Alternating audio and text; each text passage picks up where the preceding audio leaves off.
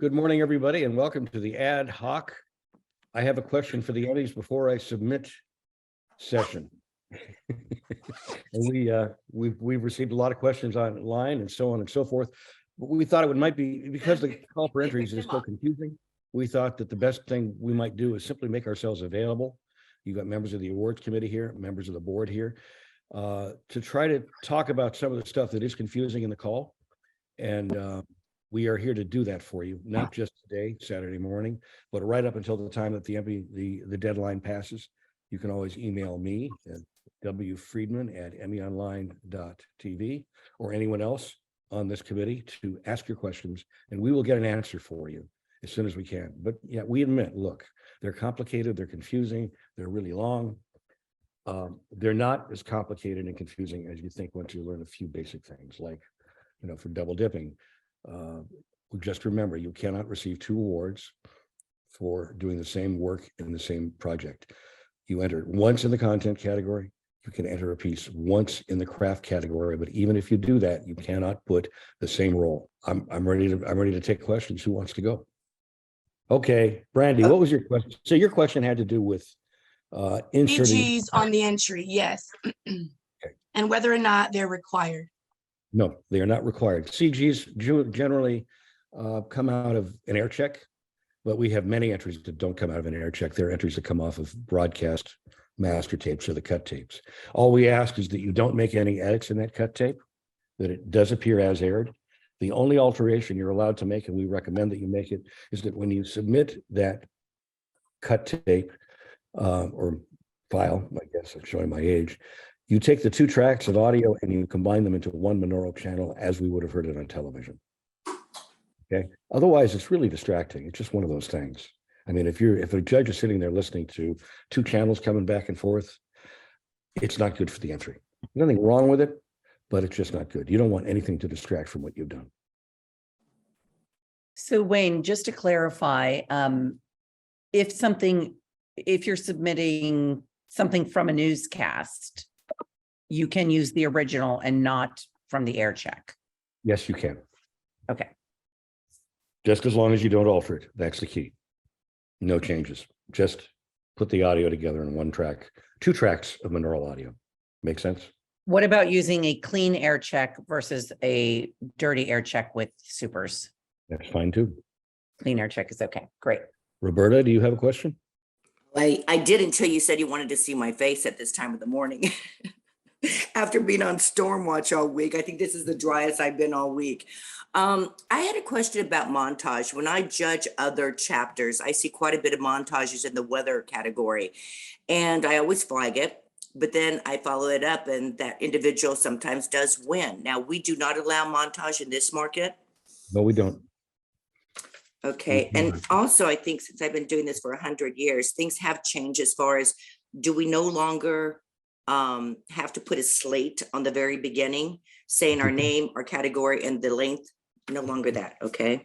Put a slate at the beginning. We're going to kick the entry back to you. Wayne, Okay. Wayne, I think we might need to clarify that. Are you talking about a montage or a composite? Well, I was going to go into detail on that anyway. Oh, okay. So Roberta, here's the deal on a composite. Mhm. You're allowed in a composite to have as many as 5 lifts. For an anchor, the rules are a little bit different. I'll get into that in a minute, but 5 lifts. Between the lifts, we would like to see 1 to 2 seconds of black delineating that it's a different one. For example, you put a lift in there between a commercial break or whatever. But inside that lift, we don't want to see any internal edits, none. Mm-hmm. So a montage or a sizzle reel or a resume tape, that's not allowed. We want to see full representations of what you do without any edits at all, as it airs. Make sense? Yes, it does. And now when you talk about double dipping, I have something, for example, that I'd like to put in breaking news, but I'd also like to apply it in my weather composite. That's not acceptable? Well, you would have to demonstrate to us that what you did in breaking news was in a different role and a different job function than what you put in your weather composite. And that would probably be a tough sell. What is it? It was the breaking news with the jackknife big rig on 880 heading north. And so I ended up getting a photographer there. I was stuck on the freeway for 5 hours, and I got a photographer there, and I did a segment. I did traffic, and I actually did throw in a little bit of weather because the weather was the culprit of the accident. Okay, so there's a way around it. And I'm going to send you a document because I'm proud of this document. It gives you every loop around that there is in a lot of case studies.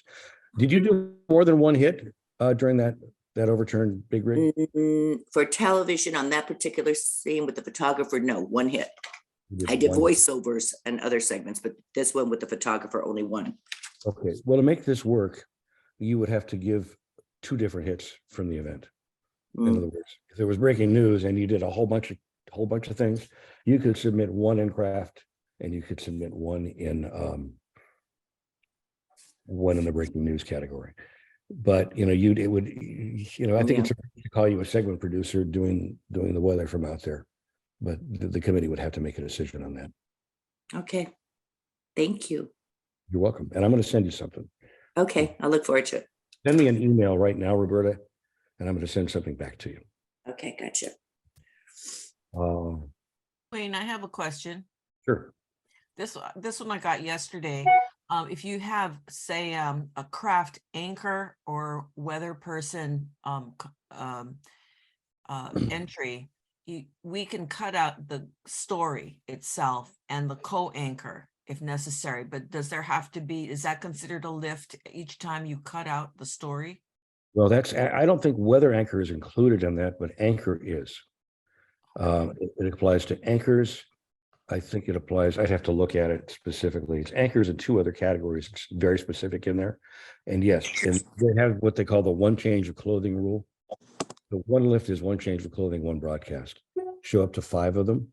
And in between, you may cut out the stories, you may cut out the other anchors and the other stuff as it's on a resume tape. That is okay. But only in anchors. I'm going to check my notes on this 1 second. But only for maybe host too. We've actually done that on host as well. We put a note on there this year saying if you're a host, you can do that too. Okay. Hey, Wayne, it's Priya. I have a question following up on that, just to clarify. Don't mean to cut you off. So are you saying, like, okay, I do a segment and I can do the intro to the segment. I can do, maybe an answer and then cut out the rest of the interview and come back to the same interview or the same story. And that's considered one piece, or is that considered a lift in between? I thought that 1 change of clothing thing made me think like you can only use 1 little segment. You can't go back to the same segment and consider it 1 segment of your file. No, you are within a segment, okay, as a host. So you got to, I don't know if you have commercial breaks, but most people do. So within that, when there's a break for the commercial, then you go to black. But if in that entry, you simply want to show your tosses and what you say on camera and cut out the response by somebody else or a package, you are now able to do that in the host category. We just made that decision a couple of days ago. Okay, got it. Thank you. Hey, Wayne, is there a limit to the number of pieces you can enter within any one category? So if you're competing against yourself, in other words, and entering multiple different pieces in one category? You can enter as many as you want. And you could be nominated more than once in that category. We had that even just last year with someone from KGO. Right. So she was there were 2 nominees in the category and she was both of them. Right. Oh, So you can do that. You can do that. There's no rule against it. As long as the material is different. That's the key. I mean, I'd go further and say, though, that you don't want to compete against yourself too much. You may want to decide what's your absolute best of the 2, but I wouldn't put 2 or 3 or 4 things in there because we have no control over the order in which judges look at these. Some judges look at them as they arrive. Other judges will decide to look at them in their own order. But once they see your first piece, they oftentimes get a sense of your second piece. And if it's really good, then they're going to look at it hard on the second time. But if it's not so good, you're probably hurting your chances. So that's just a call you have to make. I have a question. how many people or members can you add in one category? The official rule is 12. Anything over 12, they add $25 per entry. If you do put more than 12, you need to petition for more than 12. I think we've seen as many as, what is it, Daryl, 20 or 22 in some categories. But you need to justify every person and what they did. So anything over I would put the most important 12 people first and then take it from there. Okay, and another question. For example, a reporter has a very good story, a good package. Do they need to submit that? For example, it has to come out from the how it aired on the show, like with the logos, with the CGs and everything, or they can cut that package and submit it how they edit the video or the package. Either way is fine. We get a lot of questions on this. Either way is fine. You can take the air check and put it right in off the air check. You could take it off a clean air check, or you can submit from the edit tape.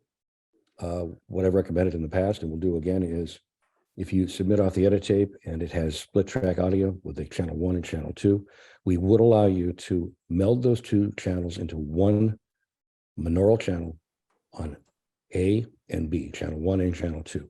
And the reason is because it's very distracting when someone's judging a tape and they hear the sound coming from both channels. Other than that, no other changes allowed. Okay, perfect. And another question, if you have good, like, for example, if I have two good coverages, for example, in El Grito, that means the Mexican Independence Day, and we air it at 5 o'clock and 11 o'clock. Can I submit both newscasts in one category? It would be better to enter one, especially if they're similar. Otherwise, you start getting into, I think continuing coverage and this and that. Daryl's, could continuing coverage count from one broadcast to the next within a day?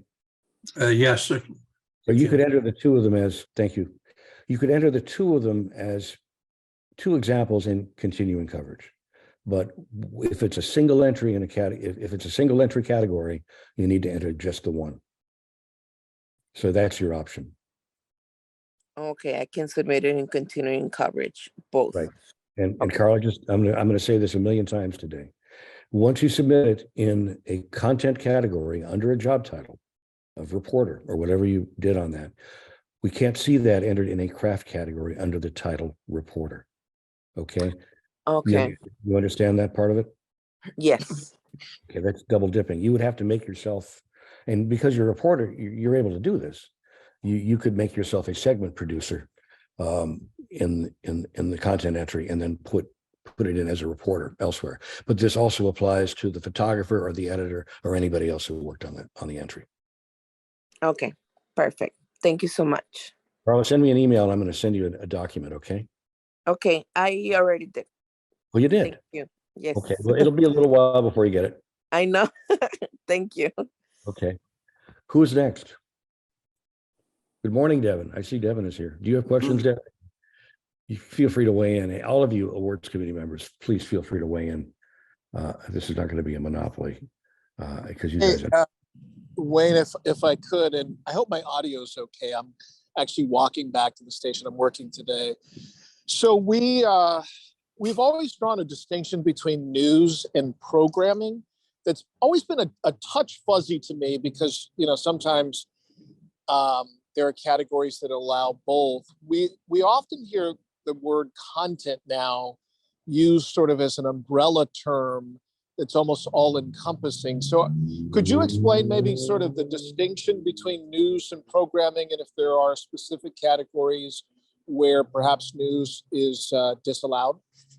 Well, I think it's a really good question and it's confusing. It's even confusing to me. Content is more of a broad term. We're more into long form and short form. And Daryl, if I'm wrong here, feel free to correct me because this may go in the book, this may go on the list. But generally speaking, it's long form, short form. There are categories, for example, where one of them is public affairs. That we regard that as a programming category now because we had some news entries in public affairs. But we have another category in news called societal concerns, which is almost identical. So public affairs type stories would go into societal concerns if they came out of a newscast, and they would go to public affairs if they came out of a program. But if you look at the beginning of each section in the call, it will explain to you very clearly what can go and what can't go. There are a million different examples, but basically it's long form, short form. And when delineated, yes, for programming or television. And I think I'm trying to remember now, do we still have news and content categories in the call? Let me look here real quick. It's a fuzz to me as well. Yeah, we combine all of those where other chapters don't. Many chapters have separate entries for news department and programming department or content. All of our categories are news and content, with the exception of that public affairs one. The other one was interview discussion, was thought to be programming rather than news, but we've allowed news in there. So we roll up and combine all of those categories for both news and programming. That includes content. Now, the reason it changed to content is because of the internet that doesn't really have news or programming. The news and programming was back in the day when we had a news department and a programming department, and the programming department did all of the interview shows and children's shows and entertainment shows. That doesn't happen anymore. So that's why we have combined those in our contest. Okay, so if we wanted to, for example, in a subsequent year, for example, in public affairs, there is a news entry category for public affairs, and there's a programming entry category for public affairs, but we just simply call it what it is. If in the future we want to get rid of societal concerns and call and combine the two categories, we might do that. But right now that's the way it is. And I mean, the hardest part here is just to read these darn category descriptions. But everything is there. Sometimes you got to scratch your head and go, what do they mean? But the reason they are that way is because there have been so many examples of people trying to work around the rules that we have to be very specific. So sometimes they feel a little arcane, but that's there to protect the contestants. Who's next? Hey, Wayne, this is Yvonne from KCRA. I have a question for a photographer. Okay. He's doing a composite to enter into news photography, but he was thinking about also entering it in editing for news as a composite. Does he need to switch up his stories for his composite for both entries? No, I don't think he does. Because he was a photographer in one and he was an editor in the other, correct? Correct. He shot everything and then he edited everything. So those are two different craft categories. But the same content. The same content. I think that's fine, isn't it? There was some question about that at one point, but I think it's fine. Yes, it's fine. There's no, as long as it's a separate title of photographer and editor, you can have the same composite submitted, and we've had that many times. Yeah, I mean, the craft categories are they are a potential gold mine for people. All you got to do is read the rules and figure out how to manipulate them. Evan, if you'll send me an email, wfreedman@emmyonline.tv, I will send you this long document I've been working on. And if you read, there's a lot in there about double dipping and ways to work around these rules and make them work to your advantage. When your 25 questions is on the website already, we can add the new document on the website for everybody, and you don't have to email it to everybody individually. Okay. We will just put it on the website. Instead of 25 questions, it will be the new one where there's now 50 questions or whatever. Well, it's not 50, it's more like 30 or 31. But I'm getting more as we go along. But the early thing that I sent, this is what happens when you're retired. You sit there at 2 in the morning and you say, I can say that a little better. And so it's organized. Yes. So we can do that. Somebody just popped up. Brooke, hello there. Wait, How are you? can you hear me? Yeah, I feel like I'm doing a radio show or something. Oh my Hey, gosh, Monica, what do you do? my apologies. Hold on. Let me mute this. How are you? Good. My I'm apologies good. for being late. I'm so fascinated and listening to every word. Hello, everyone. Hello. Well, you don't need to, don't worry. We're going to be here for 2.5 hours. Okay, good. Thank you so much. I'm so sorry for being late. That's not my style, but this is wonderful. I need this information. So do you have a question in specifics? No, I'm listening to learn. Well, yes, yes, I do. For future submissions, and forgive me if you've already covered this, but for future submissions, if if content was filmed partially in San Francisco or Monterey or one of the areas that are affiliated with Northern California, okay, and let me just be straight, and also has a distribution deal with Tubi, which is out of Northern California, would that qualify the content? Where did it air first? Tubi TV. How big is Tubi TV? It is international. It is a national outlet. It's international, yes. That would probably not qualify for our region. Daryl, is there a way around that? Thank you so much. Yeah. Daryl, is there a way around that? Generally, it's where the piece first aired. Correct. And I did read everything on the website and everything you sent. I thought, like you said, respectfully now, with any type of ways of working around things, my excitement was it was filmed up north and Tubi is located, their headquarters in Northern California. So that was my potential question. But yes. The question really is, when it comes down to it, where, the other question we asked is, where is the most specific interest? Who is it designed to be viewed? Most effective. Okay, that definitely answers my question. Thank you so much. And my apologies for turning my mic on. No, not at all. We're and we expect to see her the same questions 3, 4, 5, 6, 7 times. We're just here to be available. Love it. Thank you. Thank you for doing this. Thank you. So, I'm down in Los Angeles, everyone. So, and I spend half my time in San Francisco and outside of San Francisco. So this is so special to even be a part of you guys. Well, if you were in Los Angeles, you'll recognize my coffee cup. Okay, let me make it bigger again. I can't, is it on? Is it focused? I can see it. Let me see if I can click on. I'm trying to make it larger. It's from the original pantry at 9th and Figueroa. Oh, the pantry. Where did you live? I'm sorry. I don't want to we have a million people on here. My apologies. Did you live in Los Angeles? I did. I grew up in Los Angeles. I used to go to the pantry for lunch. Did not even know that. See, I'm here to learn and to meet our people. Okay, we'll keep listening. Absolutely. Thank you so much, everyone. Happy New Year. You're welcome. Who's next? Carlos? Good morning. Carlos from Telemundo Fresno, Sacramento. I'm here to listen to and to. What do you do there, Carlos? I'm a news reporter from Telemundo Fresno in Sacramento. Okay. Yeah, thank you. Thank you for the info. Really important for us, because that will be our first time to entry stories for the Emmy. So it's really important to knowledge all the info that you give us. Well, we want you to compete, and it's important. It's equally, if not more important to us than it is to you. So what can I do to help you? What can we do? What can this committee do to help you? Because everybody here on this committee can answer questions, not just me.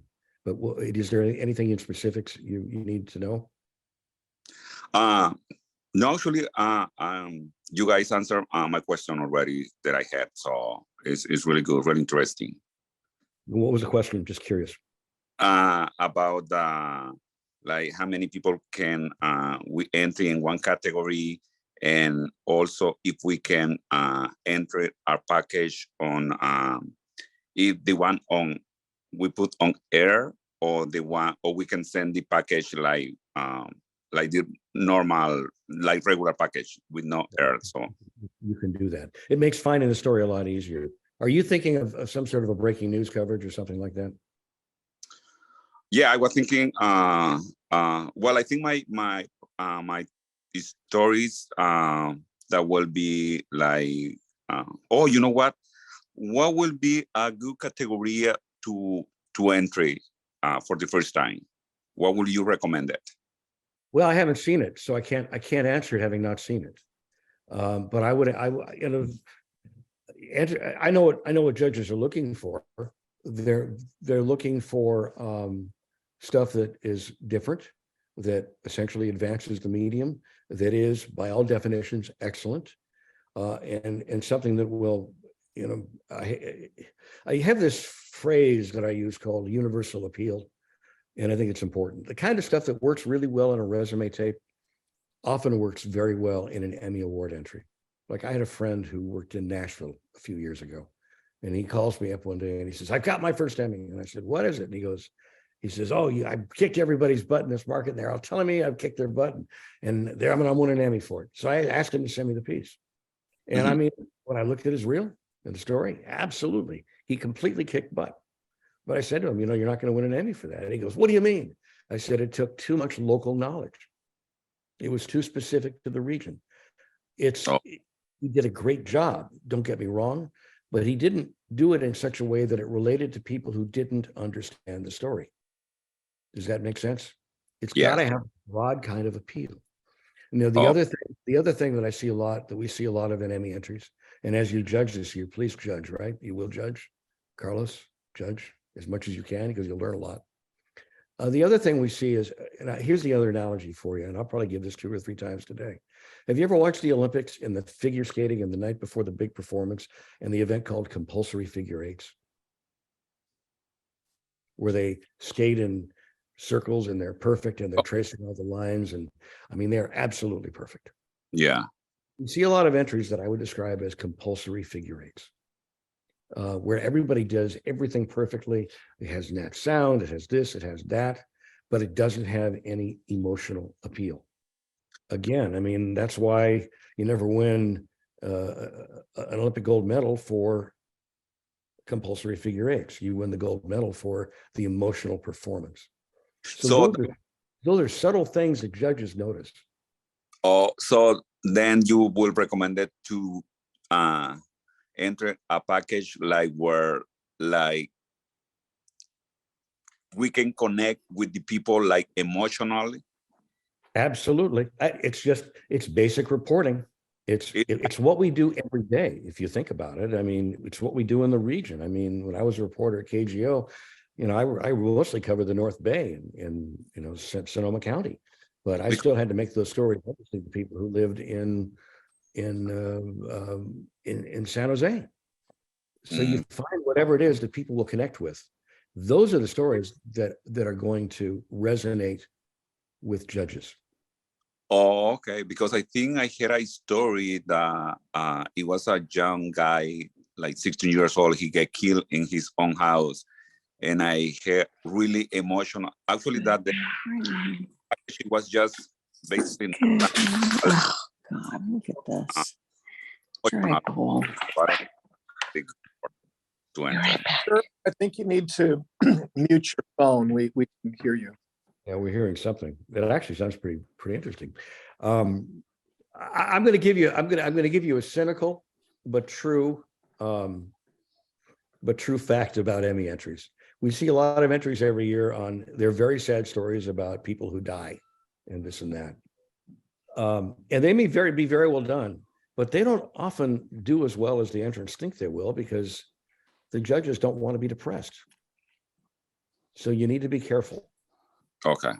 You're asking these judges to make, they're looking at story after story after story. And when you judge, you'll understand.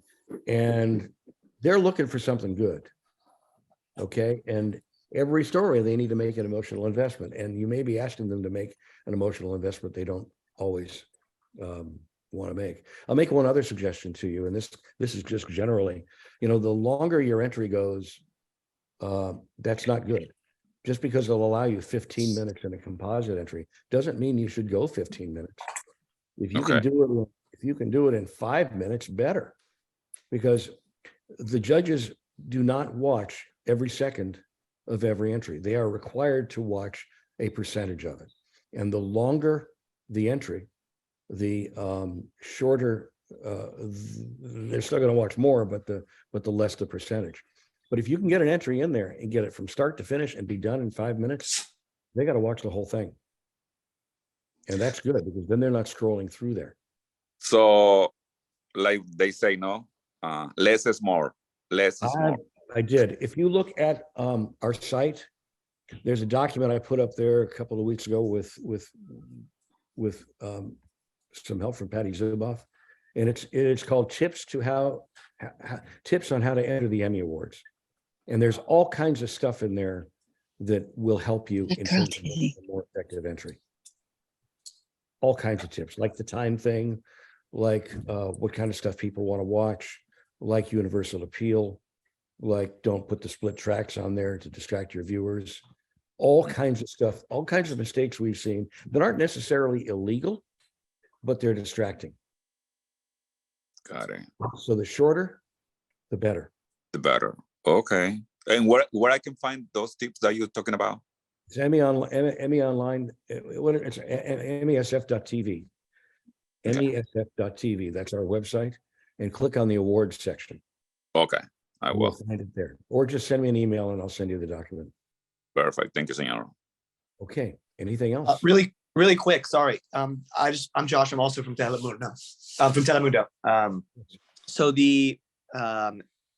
So even for the composite category, you're still looking less is more kind of concept.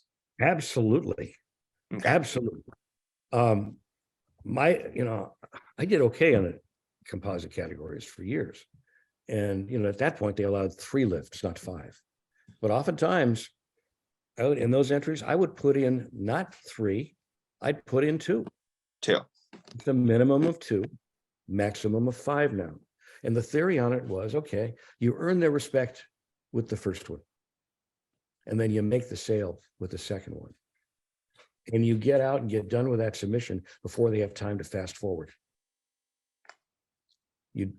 Because look, the 2 most important moments in an Emmy submission are the first 15, 20 seconds and the ending. Because at the ending is when they write down the scores. Got it. Thank you so much.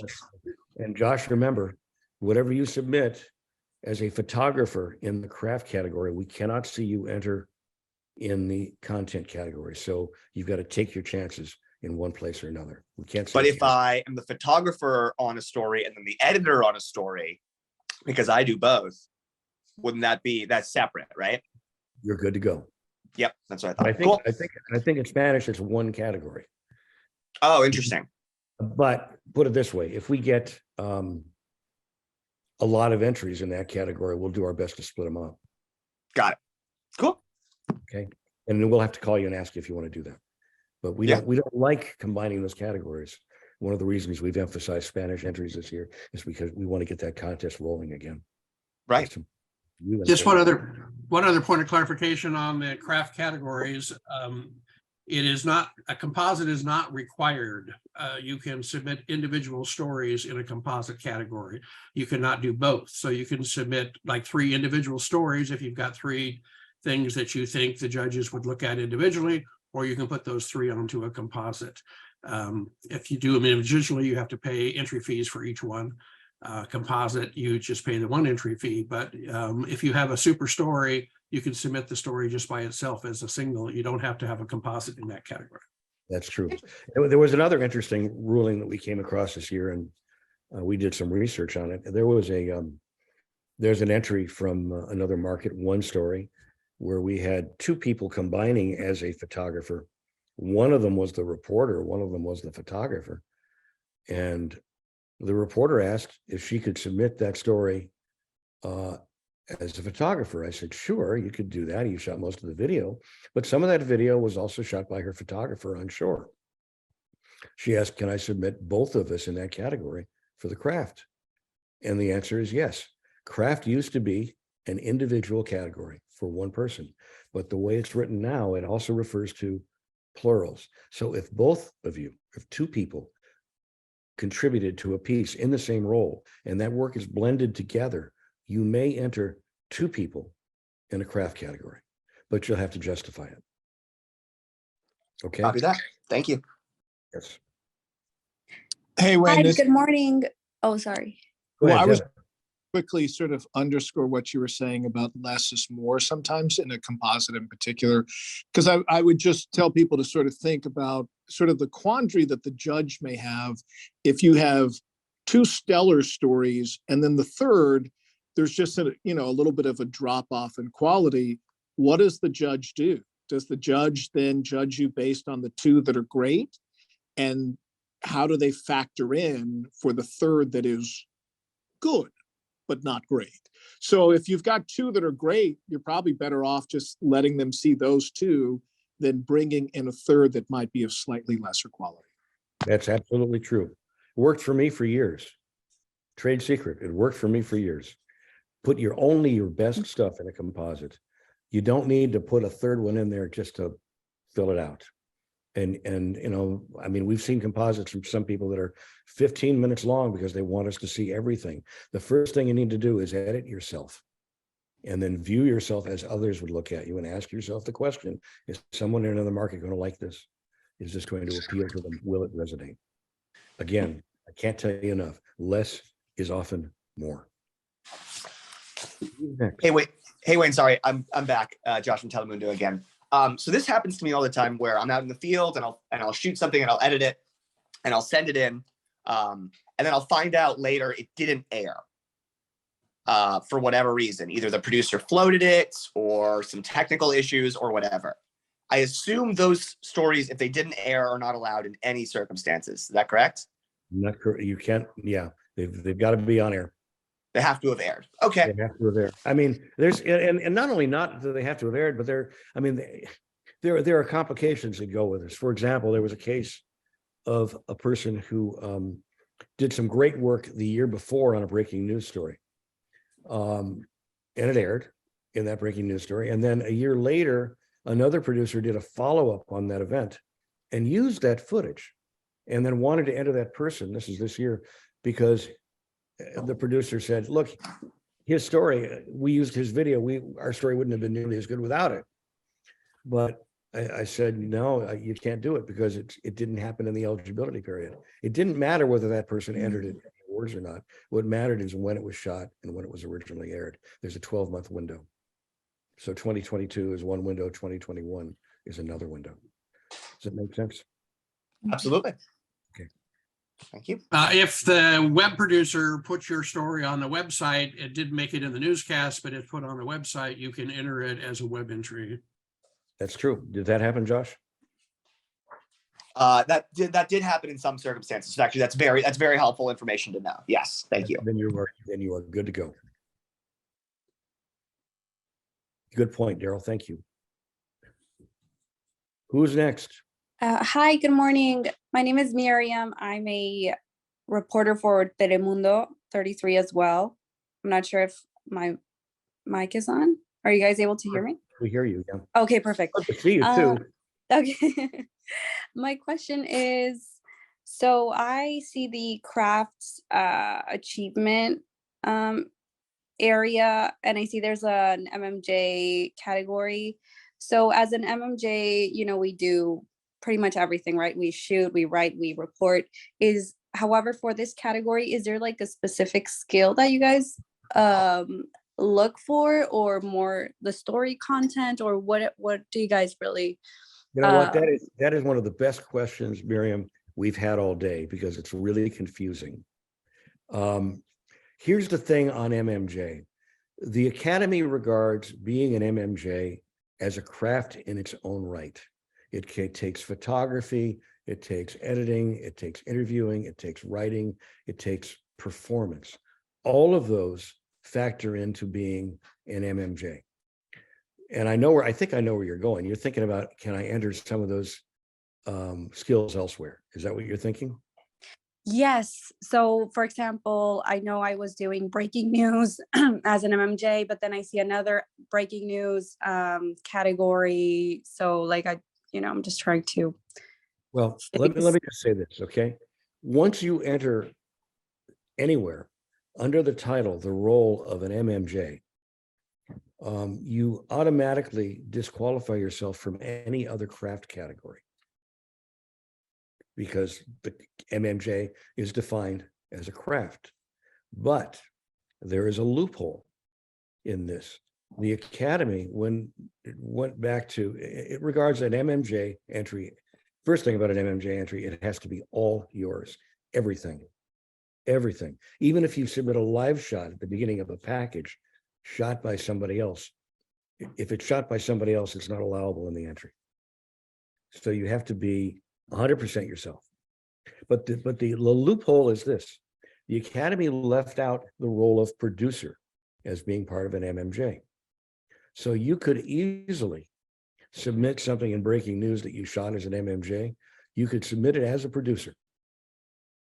And then you could enter it in the craft categories under talent, under writing, under photography, under editing. And if you put graphics, you could even put graphics in there, because those are all separate skills and crafts that we honor. Does that make sense? Yes. Yeah, I see. Okay. On the other hand, again, if you were to enter that MMJ piece in a craft category as an MMJ, you will be judged as an MMJ, and you can't put it anywhere else. So I guess the bottom line is this: once you slap the title MMJ on something, you're reducing your options. But the MMJ thing can be a gold mine if you take advantage of that incredibly generous omission by the Academy. And that was just something we discussed this year, and it's really good. Yeah, but it's also true that if you want to list yourself in a news or programming category as an MMJ, you can certainly do that. You want to show the judges that you've done the whole thing, that's fine to enter it as an MMJ. It's just that when you enter it as an MMJ in a news or programming or news or content category, that eliminates entering it in the craft categories. But we have lots of entries in news and content that list the job title as MMJ. So does that make sense? Yeah, so, and to avoid double dipping, right? So I can't enter the same content in Right. new and crafts, correct? Or under the same title as MMJ, I would have to switch to producer, right? Okay. Right. So here's the deal. Okay. I'm going to give you the most simple explanation. Okay. And it's what we've talked about, but I think this is the best. This is the simplest way to say it. You're an MMJ. You submit a story in the news content category, whatever it is. And you enter that same material in the reporter talent category, photography category, editing category, and graphics. Can you do that? No. Once you've entered as an MMJ, you have to be an MMJ because the Academy defines MMJ as a singular craft. The loophole is that because the Academy intentionally did not include producing as an MMJ craft, if you submit it as a producer, you may also enter it in the crafts for writing, shooting, editing, and all of that stuff, assuming you did the work. Okay? Does that make sense?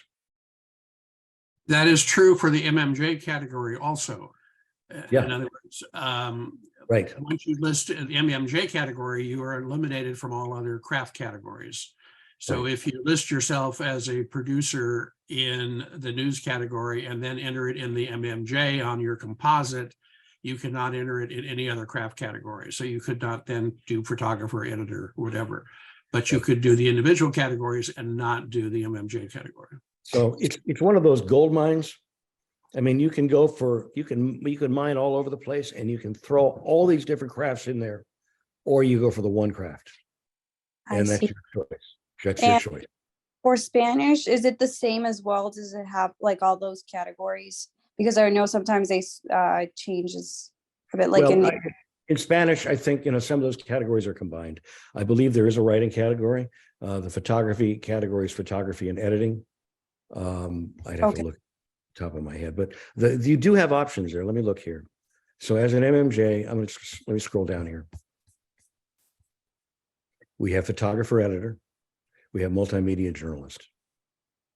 So, and we have talent. So you could conceivably enter in photographer, editor, and talent, those two categories, or you could enter as a multimedia journalist in Spanish.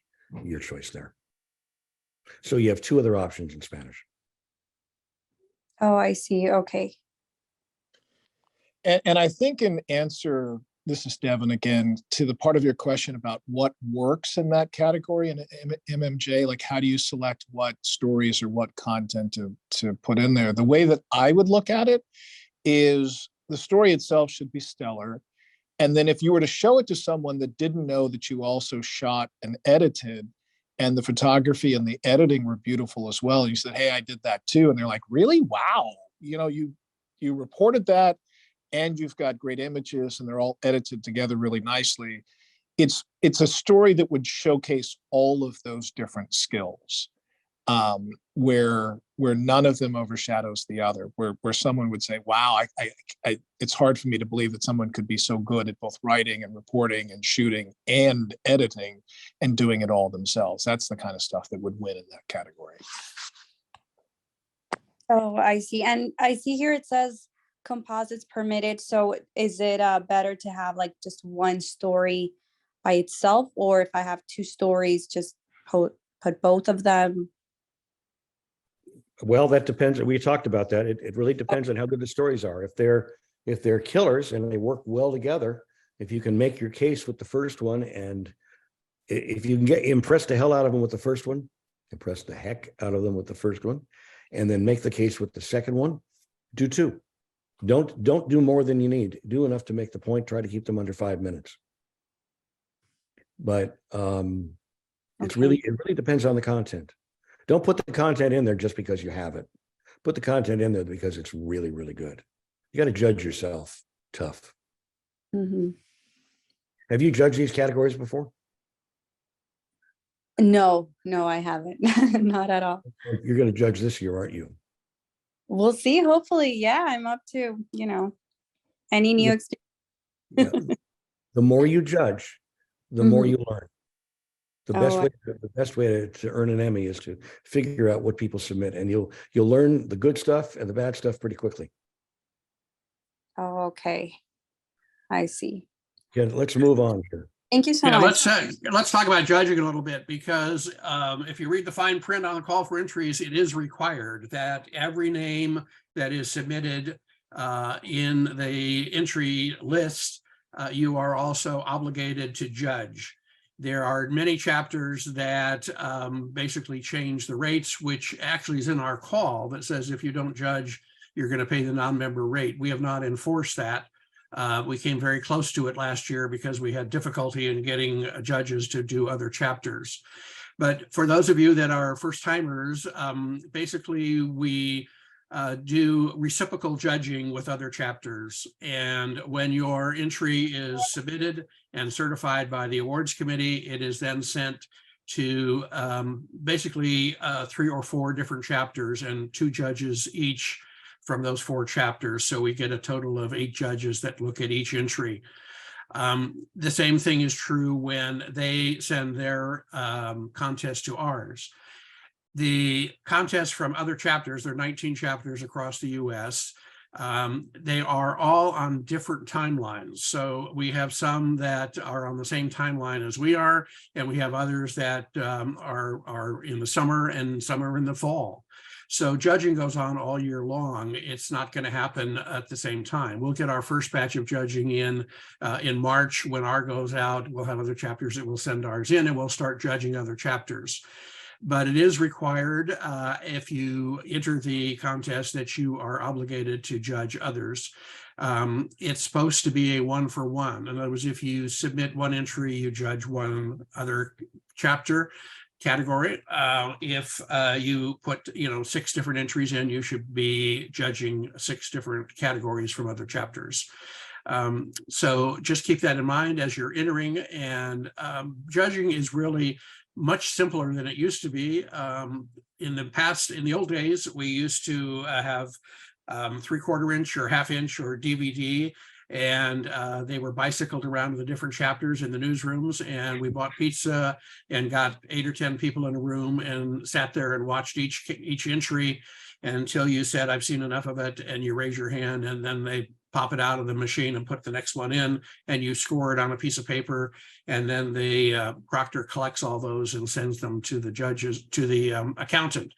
Right now, it's all done online, so you can do it at home or at work. You can do it on your big TV or on your laptop or computer. And when you're doing the judging, you click on the category you're looking at, the list of entries will come up on your screen. You click on the entry that you want to look at, and the description that you have put on your entry form pops up for the judge. So the judge can read the description that you had submitted with the entry. It does not show your name. It does not show what station you are from. It just shows the description. The judge starts to watch the entry, and when the allocated time of that entry, if it's 5 minutes, you watch the whole thing. If it's 15 minutes, you watch 50% of it. If it's a half hour, you watch 25% of it. When you have met the minimum time of viewing, the score sheet will pop up on your screen. You can continue to watch the rest of it. You can fast forward, you can rewind, you can look at the same thing over again, but you have to look at least, if it's a 50-minute, you have to look at least 50% of it before that score sheet will come up. When the score sheet comes up, you judge it for content, creativity, and execution, 1 to 10 points for each. If it's a craft category, the content is not there, it's just execution. And when you put your scores in and you click final, if you don't click final, it will not take the score, and you'll have to come back and you'll have to look at it again, another 50% of it. So make sure when you do your score, you click final. Even if it's click final, you can go back and adjust that score if you want to later. So after you've looked at all of those entries, and you finish the category, you can go back and scan them again. If you want to change the score, you can click on that entry again and change the score.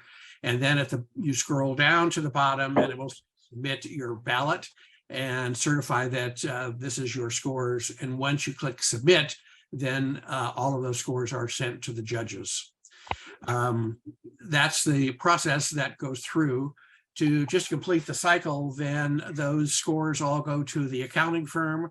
The accounting firm then takes the mean score for each of those entries in the category. So if there's 10 entries and there's 8 judges each, the 8 judges would be totaled up and then divided by 8 to get you a mean score.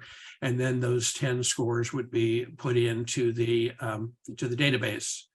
The awards committee then does a blind scoring where they look at those 10 scores and decide where the cutoff is for nominations and recipients. So if the top number is 85 and the next number is 75 and then 60, they would say that the 85 gets the Emmy and the 75 gets a nomination and the 60 does not. So there would be in that category, there would be 1 recipient and 2 nominations. So when the nominations come out, there would be the 2 names. And when the Emmy night comes out on June 3rd, that envelope would be opened with the other name on it. So the blind scoring is done in April before the nominations come out. And so the accounting firm knows who the Emmys are at that point, but of course it's not released until the Emmy night on June 3rd. So that's the process, and happy to answer any questions if you have them. Everybody got that? There will be a test when we're done. I do really. Go ahead. I do really think that, there's a lot of people on this call who do a lot of judging, myself included. And I think it's a great way to learn what works and doesn't when it comes to entering, but it also is something that kind of rejuvenates you and inspires you, and you see what other markets are doing, and you might come out with some really great story ideas or think, wow, that's a unique way to tell a story. I think there's so much to learn from judging. And, like Daryl said, it's really streamlined. I just think on so many levels, it's really worth doing. So if you're on this call and you haven't judged before, I really encourage you to do so. There's another little trick with judging. Since you're all here, I'll tell you. Sometimes the people you're judging are the ones who judged you or who you will judge. So you can figure out it's never an exact science, but it might give you a sense of where our stuff is going next year. I don't ever know. The only person who knows is Daryl. I don't want to know. But we do trust our judges, but we need judges, especially in the Spanish entries. There has been we have a need for Spanish judges. We need a lot more support there. Who else? How can we be a judge? Or Say again? what can we do to be a judge?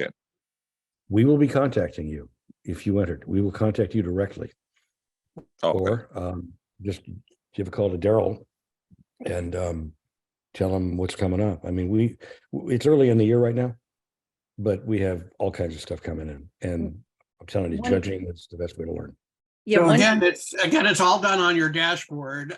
When we get the call from another chapter and their judging period comes up, we will send out an e-blast to everybody saying we have this contest that we're now judging. Here are the categories that are available. If you are a peer judge in those categories, you are able to judge them. Reminder that the peer judging means that you have done work in that category yourself. You cannot judge categories that you are not working in or have knowledge in. So make sure you're a peer judge. Then on your dashboard, when you click, there's a section on the left side that says judging, and you click on the available categories and you pick the ones you want. You click and submit the 1 or 2 or 3 or 4 categories that you want. That sends an email to me. I check the list and see that you're available and you're a peer judge. And then I click assign that judge to the category. Then you'll get another email and it'll be on your dashboard that category is now available to judge. And then you click on it and you do the judging all from your dashboard on Emmy Express. Perfect. Thank you. Yep. It's a good thing to do. It's I awesome. have another question, sorry, Okay, before we go go, because I know. Here in Sacramento, we have the newscast, but it also airs in Fresno. So whenever we're gonna submit as a best newscast, how we will submit it? As Sacramento or as Fresno? Which is the predominant station? Sacramento. But then you enter Sacramento. It doesn't matter as long as it's in the chapter. Okay. Now, if one newscast is better than the other. Well, it does matter because it's a tiered thing. So there are different entry rates for Yeah. Sacramento and Fresno. But if you work for KUBS in Sacramento, then it would be a Sacramento entry. If you work for KFTV in Fresno, then it would be a Fresno entry. But I know there are dual reports that are on both newscasts because of that's the way it's set up. But it's where you work. So if you work out of Sacramento, it's a Sacramento entry. If you work out of Fresno, it's a Fresno entry. Okay, yeah, I get that. But the only question is that we wanted to submit like a breaking news newscast. So we wanted to put it as Sacramento, or we wanted to put it at Fresno. So that was my question. It doesn't matter. Where was the breaking news? It's Sacramento. It was in Sacramento. Okay. All right. And I might also add, there was a question about this a couple of years ago. When you enter a newscast, you need to enter the entire newscast. There was a station this year that entered, or that has entered, maybe it was last year. It entered the first block of a newscast with breaking news. And it didn't put in the weather or the sports or anything else. We had to send that back. Gave them the option. We said, look, you can enter the entire newscast, or you can enter this in breaking news. But 12 and a half minutes doesn't count as a full entry for a newscast. Okay, but you can, if you're gonna put it like 15 minutes, that would be just the breaking news and not the newscast. You could enter it in breaking news, but then if you put it in the breaking news section, then I think we have a double dip with the newscast entry. So that's a problem. Oh, So okay. it can go in either one or the other, but it can't go in both. Okay. If there's any news producers on, the news categories have been changed a couple of years ago that they're limited to 30 minutes. So if you have your 6 o'clock news is an hour newscast, you have to truncate it down to 30 minutes. So you can take 3 lifts. You can do the first block, a middle block with sports and weather, and then the last block that has the fun stuff in it. But it has to be limited then to 30 minutes with 3 lifts. Okay. Thank you. Okay, does that make sense? Yes, thank you so much. Mhm. Who else? Hey, Wayne, I got a quick question. This is Devin. Mhm. I know we're less than a week away from the deadline. In years past, there has been a deadline to create the entry, and then the following week you had an additional week to upload the actual video. Is the 13th the drop dead deadline for everything? An entry Officially, yes. Officially, yes. Daryl? No, it's not officially yes. It's listed on the call for entries that entries are due on the 13th and payment is due on the 13th. And then you have 1 week more to put your upload. So the Friday, the 20th is when uploads are due. That week between the 13th and 20th, we also are accepting late entries.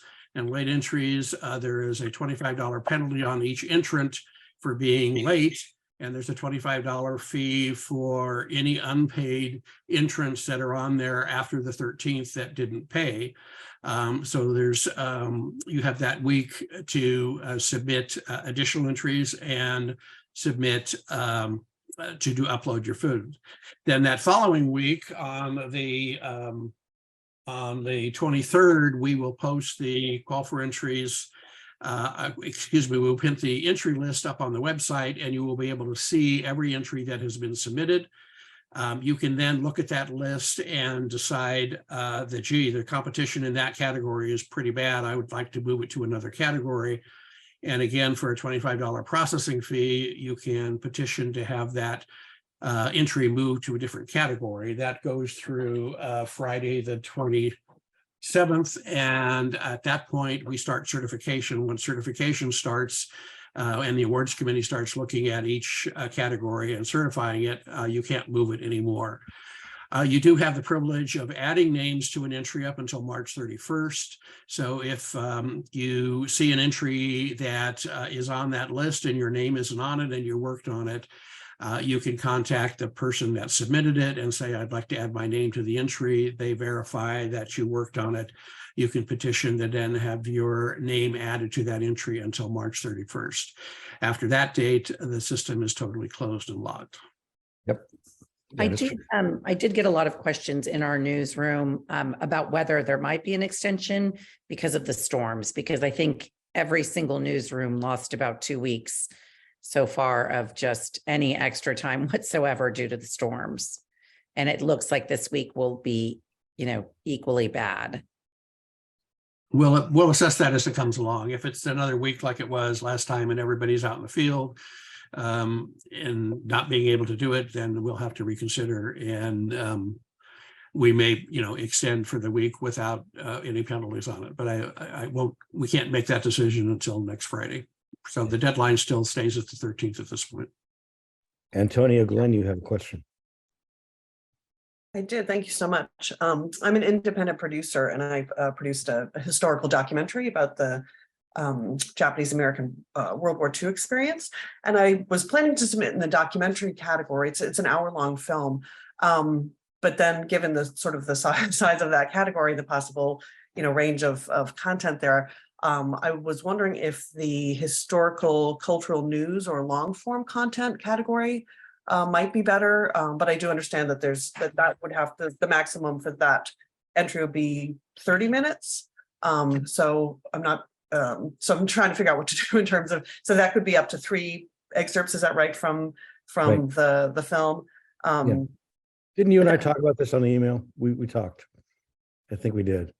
I'll always come up with the argument that shorter is better, but I don't know your material. And that's ultimately a decision you need to make. You could conceivably wait until after the master list comes out and look at your competition then, and then make your decision with one or the other.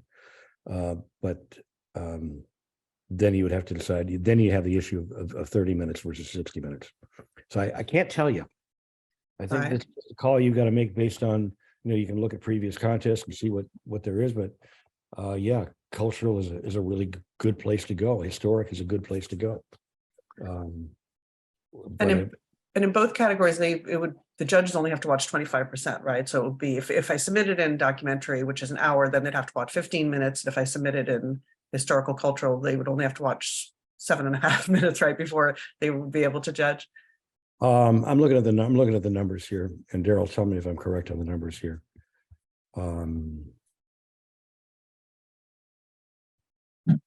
For submissions running from 5 minutes to 15 minutes, the prompt appears after 50%. For 50%, for entries over 15 minutes, they must only watch 25%. So if you want them to watch more of it, you submit in the documentary category and give them everything. Otherwise, you submit in the other category. But there is a trick we talk about, and it that's why the Pracies is there. When you have a long entry, it's always a good idea to assume they probably will. Most judges will look around. So you might as well help them know where to look. So oftentimes, if you put in the Pracies, these are particularly good moments, pivotal moments of the documentary, 22:30 or 35:10 to 37. In other words, help them see what you want them to see in that documentary by giving them the cues for the times, so that they will look at that as part of what they're required to view. Does that make sense? Yeah, but I think, documentary is a different category than the rest of the contest. And that is that documentaries are basically done independently in most cases and then aired on a station. The peer judging, again, is the key there, that you have fellow documentary producers that are watching your documentary and judging it. So documentaries are really a separate thing. If it's an hour documentary and you want to show the whole hour, it's best to enter into the documentary category, and then, as Wayne said, highlight the sections that you want the judges to look at. But most documentary producers, when they judge, it says you only have to watch 25%. But when I look at the submissions that come back in to the accountant, most documentary producers are watching either the whole thing or at least the majority of it. So I think documentaries are kind of a separate situation from other categories. I was just going to say the same thing that Daryl just said. I screen that category most years, many times, and I'm watching 90% to 100% of the documentary because it's something that I do myself. I have a class I teach. I'm always interested in what people are doing in documentary. That's very helpful from all of you. Thank you so much. Just to hear that, to know that there's sort of a slightly different approach in terms of watching more of the content. Yeah, because since the storytelling it does take a full hour, trying to figure out how to do a shorter version of that is tricky. So that's very good to know. Thank you all so much. You're welcome. Thanks for joining us. And if you have any more questions, you know where to find me or any of us. Yes, thank you. Okay. Who else? Hi, this is Emily Irwin. I'm a lifestyle host from the Next Star station in Fresno. And I was wondering if there are any rules or guidelines around sponsored content. Sponsored how? So I do these packages for the Tourism Bureau in Yosemite. And basically I meet one of the, she's like my tour guide, and I put packages together. They don't really have any input on them, but they do pay for them, and they air in the lifestyle show. Sponsored packages are okay. Infomercials are not allowed. So if you're selling a product and at the end of that, you're saying, here, buy this particular thing, that has to be put in the commercial category. It could not be listed as an infomercial. But if we've had sponsored packages that pass, like Yosemite, or we've had other areas where the Tourism Bureau is sponsoring something. Hawaii does that a lot. Those are allowed, as long as they're just suggesting that this is a great place to go see, but not with the if it comes up at the end of the thing and it says you have to, buy the thing here, then it's commercial and you can't put it in. Yeah, as long as they don't have editorial control over the content. Emily, I sent you an email a few days ago about your entry and about, it was a hosting entry, correct? Yes, And it at was. the time I was concerned about no black in between certain cuts and segments. Have you re-edited that? Oh my God, yes. Your suggestions were very helpful. It's much shorter. It was 14 minutes and now it's 4 minutes and 50 seconds. So Okay, thank if you want to leave it that way, that's fine. But we did make, just so you know, between the time I talked to you and now, we did make a change and allow internal edits on a hosting entry. So if you want to go back and re-enter it and make your cuts in between, you may do so as long as you put black between the individual segments. I just want you to know that you have that option. Right. So if I lift a segment and I want to get rid of the guest's response, Yeah, and I want to you can do go that from, now. I have to put black in between that edit. Actually, no, now you don't. Okay. And that's Okay. changed since I sent you that email. Okay. Okay, perfect. So if you want to do that, I think the way I have it might be better. well, you never know. Short and sweet, but thank you so much. That was very helpful. Feel free to get in touch with any questions. Okay. Okay, Antonia, did we do your question, Antonia? You did, yeah. I was just asking about documentary versus the Well, that's right. historical. Okay, I'm sorry. Thank you. I'm almost 69 years old next year. I'm losing my mind. I don't Hey, remember. Wayne, Yeah. can I ask a question about switching categories? If you want to switch categories before the deadline, how do you do that? Do you just email Daryl, and is there any fee for that? Is the fee only for switching categories after the deadline? I think it's only after the deadline. I think, I'm not going to speak for Daryl, but the way we ask you to do that, if you're to switch a category, is send an email to me, send an email to Daryl, and double up. We have to have it in writing and make sure that Daryl knows it, and then double check later on to see that it has in fact been done. But we want a paper trail on that. And that goes for, if any of you get an email from members of the awards committee saying your entry needs to be redone, we need a response and we need a confirmation that it's been redone, because we don't like sending those emails, but we have to. We have to make everything fair to the field. So when you do something, be in touch with us, do it in writing, and then double check with Daryl, who gets too many phone calls anyway. But we want to make sure everything's on the up and up. Hey, Wayne, while we're talking about categories, I've gotten a couple questions from people asking for suggestions of where to put pieces that are sort of tribute pieces for those in the business who have retired and they've been on the air and maybe had a banter, but prior to that, there was a pre-produced package and the editors or people involved in that want to enter, they're just not sure where. Any suggestions? I don't know, but first, just to introduce you, Brooks is the president of our chapter. I just want you to know that. He's been covering floods and earthquakes. Bravo. And everything else. I would think, maybe human interest, it really depends on the material. Maybe human interest.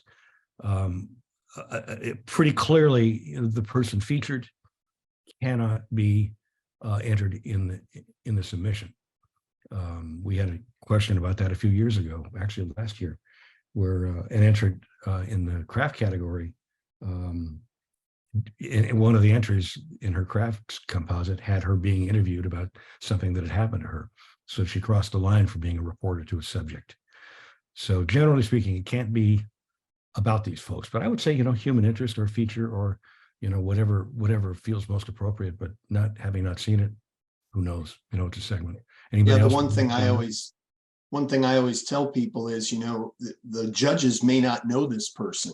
And so goes back to your other point of, how are they going to connect to that entry? And is it worth putting that segment in if they don't know who this person is? But if there is compelling content that is within that piece, that is all edited together, that was my suggestion as well. It was human interest, but I didn't know if there was some other category that maybe I was forgetting. No, as long as it's, if it's old material, there's a question there, but as long as it's a new and novel treatment, you're probably all right. I don't think the 2/3 rule applies per se. I mean, Paula Markeski would know all about entering something like that a couple of years ago, and I thought it was a pretty darn good piece, but it didn't go anywhere. That piece was about Wayne. Yeah. Yeah, I did. I put it in as editing, and there was a question about historical content, but it was, it was lifts of all his different packages. And it was, so that was acceptable because it was edited together in a different way. It was a completely new edit. And I thought it was a great piece too, Wayne. Well, obviously it didn't play in Peoria, but you did a really good job. Who else has a question? Hey, Ella, are you there? Yes, good morning. Thanks for hosting this. How are you? I haven't talked to you since last year. How are you doing over at Channel 4? I know, way too long. What's up? I don't have any questions in particular, just wanted to see what everybody else was talking about. So here I am. So what have you gotten out of this so far? Just curious. What I What have just you got? got here. What's your takeaway so far? I'm late to the party. Okay, we'll keep talking. Okay, who else has questions? Because we're going to be here. We are going to be here for a while. I have a question, Wayne. This is really, actually, this is really nice. And we didn't know if anybody was going to show up. This is a very cool drop-in, and we appreciate you all showing up because, I mean, we've never had this good a turnout before and had people stay around this long. So let's keep it going. Yes, who was speaking a second ago? It's me, Steve. Hey. Yeah, I want to go back and revisit what you're talking about in the craft category, having multiple entrants. And I just wanted a clarification. So in the category of, let's say, editor, the people that can enter that are the person pressing the buttons at the editing machine, right? If the producer and editor are working together, creating the edit, really the producer is helping out on the editing by making those decisions. I'm assuming that only the editor, the person who's running the console, is eligible, or would both be eligible? That is a tough call because we have this one entry in audio, and they're saying they were both there. That is a tough call, and we're going to have to make it when the time comes when we look at this, because the ruling is hands-on. In other words, if the editor is the editor, producers are not eligible in craft categories. Right. But if it's a person who recorded some of the sound, if it's a person who recorded some of the sound, and it's an editor who also recorded some of the sound, and they're putting the story together that way, technically speaking, they were both hands-on. That's my take on it. I think that would be okay in audio. I don't think it would work in editing. In other words, a producer telling the editor where to edit is not editing. It's the craft of editing. It's the hands-on person that is being recognized, not the producer telling him where to edit. That goes true for directing also. In other words, the director is not, is calling the shots. It's not the person that's in it. So it's a craft category for the craft person, not for the producers. Right. So it really depends on how you define a producer in this.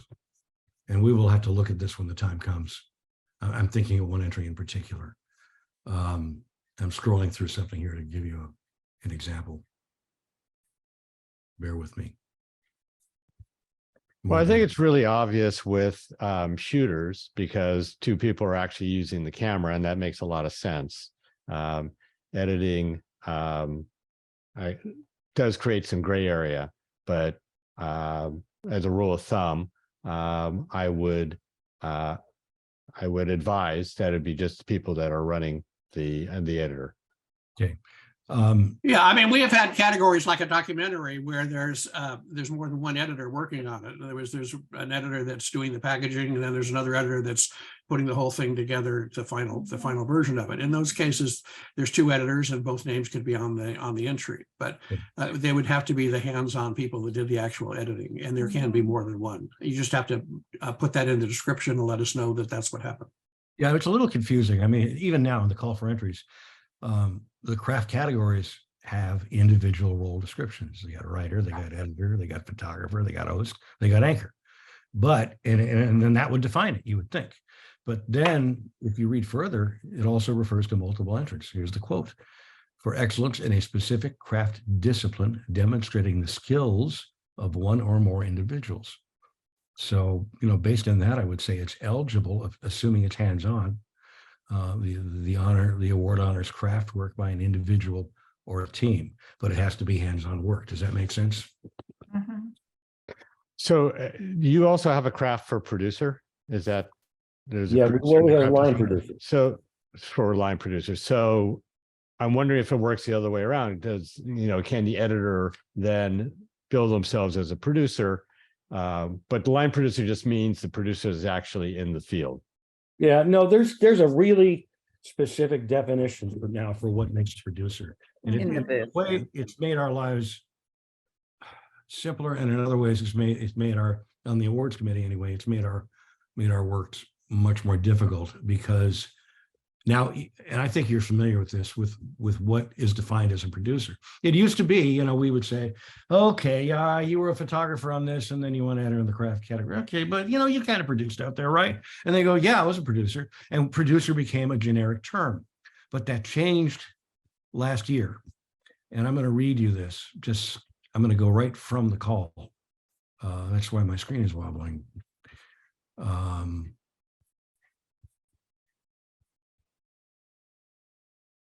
For a producer, it's the person producing the overall whatever, generally understood industry-wide. The description is meant to define duties associated with producers of specific content within a newscast or a program, as well as producers of short, long content, programs, promos, branded and other eligible content distributed on platforms. To be listed as a producer, here's the key part. An entrant must perform a majority of the following producer duties. And it lists them, okay? 7 things. Serving as an overseer of the content, determining the overall tone, structure, look, sound, and mission of the content. Making strategic editorial decisions that have a significant impact on the resulting content. 3 is identifying interview subjects and shoot locations. 4, scheduling interviews, shoots, and edits. 5, writing and or approving scripts. 6, formulating ideas for graphics, animations, and working with designers for completion. 7, this is going to be crucial to you, Steve, working with editors to assure the content meets expectations and overseeing necessary changes. And 8, for studio-based programs or content, the producer would generally fulfill much of the above and or oversee control room decisions. Okay, so again, that's 8 things. And you got to do the majority of them now to be considered a producer. And that's been the source of a whole lot of emails this year. So what is not considered as a producer? Clients, sponsors, underwriters, funders, distributors, CEOs, presidents, vice presidents, company owners, general managers, anybody with no hands-on in the video production. Right. News directors, executive producers, no hands-on. Support staff or management with no hands-on role, not allowed. People or organizations that are the subject of the video, as we talked about, including interviewees, or people or organizations that provide resources for and during the production. So that's a much higher bar than we had before. And it's hard to apply. That probably is too much information, isn't it? I think it's great to have that clarification. That bar is also there for executive producer, and I think that's the one you have to really look at when we get 4 executive producers on a particular show, because they are the people that sponsored the thing, or the CEOs that for the company that you're doing it for. So be careful on the executive producer one. Just to answer Steve's question on the line producer category was added specifically for newscast line producers, and that's the producer that stacks the show. So the judging on that one is being judged on how the show is stacked, what stories you put first, second, third, how you manage that show. So it's a very specific category for a line producer of a newscast. It's not eligible for other types of producing. Believe me, and that four executive producer thing, I think I know what you're talking about, Daryl. So what I'll do is, and some of you may have already received one of these emails, I'll call and say, look, you got 3 producers, what else did they do? You list 4 executive producers. What else did they do? We don't want to eliminate anybody, but we want to make sure that you're honored for what you actually did, not for some generic term. So it takes a little more work and it takes a little thought, but most of the time we can get you in for what you did, but not necessarily as a producer. It's going to be what you did. And that's a change in the last couple of years, but already, I mean, it's certainly better this year than it was last year. I think people have caught on. I have a We have- question about, I'm getting questions about year enders and anniversary shows where a majority of the content is file. In the past, there was a rule that if you use that in a unique way, it would be allowed. Does that still stand? My understanding is that year enders are not allowed. The original stories that would go into a year ender would be allowed, but year enders are specifically not allowed in the call for entries. What was the other stuff? What about anniversary shows where it's like the anniversary of a station and it goes back 50 years and they use stuff from the past? Well, that's probably a new and novel treatment, right? I would think so. That would probably be all right. Daryl, what do you think on that? That's probably the committee. That's probably an awards committee decision when we see something like that. Anybody My else? struggle with that always is original material. Doesn't 75% have to be original material? 66 2/3% need to be original material, but the proviso is unless it is used in a new and novel treatment, a creative new and novel treatment, something, the language is something like that. So there are ways around it. I mean, I do think that falls within, if you're talking like 70th anniversary, right? That is historical. You have to use historical footage. No, I think it's a new and novel treatment. Yeah, and it was a new and not, like a new and novel treatment. It's graphically treated. It's, it's newly packaged. I think we also, when we submitted that, we put it in the historical category. Yeah, I mean, ultimately, if there's a question about it, and it's something that the awards committee is going to look at and make a decision on it based on what we see. And I don't think you can come up with a blanket rule on this stuff, because the minute you come up with a blanket hard and fast rule, something's going to come along to change it. That's the problem. And that's why we have an awards committee, and that's why we have a national awards committee, and that's why we discuss this stuff, because everything is different. I know I'm close to this in the call for entries. Okay. As it says here in the call, at least 2/3 of an entry must consist of original material unless previously produced material, here are the key words, has been given some unique and creative treatment that, in the opinion of the chapter awards committee, results in new original content. So it's the awards committee that makes the decision. So you can get around that 2/3, but the bar goes higher. Yeah, and I'm not finding any specifically year-ender exclusion in the actual call. Okay, number 7. It says the following program is not eligible: compilation reels, clip shows, or best of programs that were edited from original content. Not allowed, not eligible. That's right above entry quota. It's number 7. Page 4. Yep. Yes, I see it. And again, as Pamela said, I think the unique treatment would still apply there, depending on how that show is put together and how it's done. So yes, you're correct as far as the clip reel is concerned. Mm-hmm. Compilation reels, best of programs. It would certainly have to be from the, I think, again, it's something we need to look at, for the year. It's Devin. Just a quick question, not really about rules so much, but strategy. I get a lot of questions from people saying, well, I'm looking at this category, but it seems like it fits this one over here for almost every entry, there's probably 2 to 3 places that it could reasonably be put.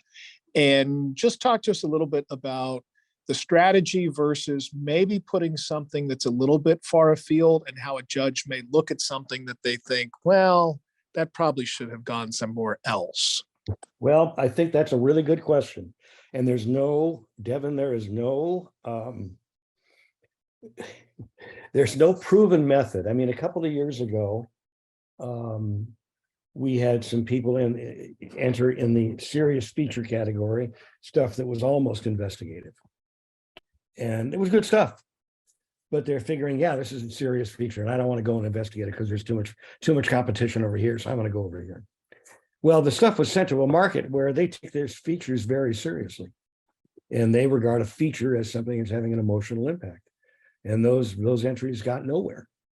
So, I mean, there's always been this philosophy that you can counter program within a category, and you can. You want something that's going to be a little bit different from what everybody else sees, but you don't want to dishonor the category.